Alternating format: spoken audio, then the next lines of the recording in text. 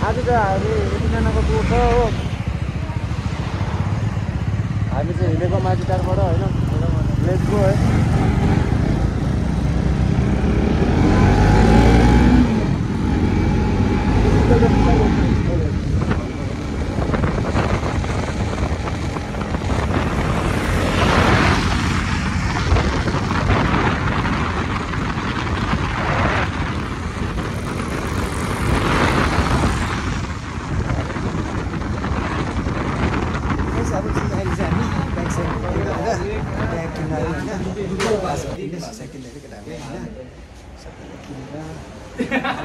कस्तो देख्यो मैले तपाईँको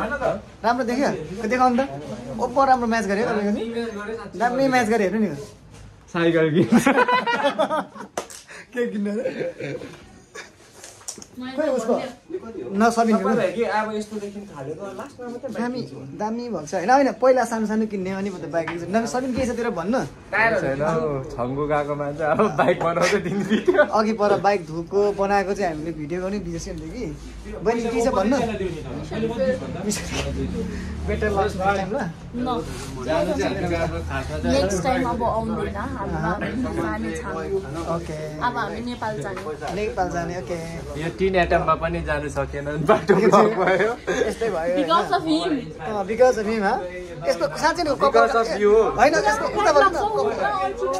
काटे त्यसको कस्तो दामी छ हेर नि ओइ यता यता उता फर्किनु कपाल लाइटले गर्दा झन् दामी देखेको यता यता राम्रो देख्यो हैन अब यो चाहिँ म किन्नु भनेको मेरो छैन रहेछ छैन त हैन उयो छैन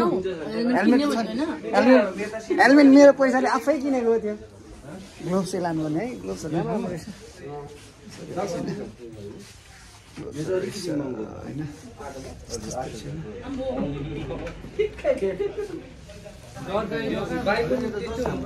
पैसा सकिन्छ होइन यस्तो लाग्यो होइन यहाँ थिएछ नि हौ काठहरू छ है त्यहाँ सेफ गार्ड छ इन्जिन गार्ड हजुर एकछिन यहाँ छान्दैछु लान्छु होइन लाउनु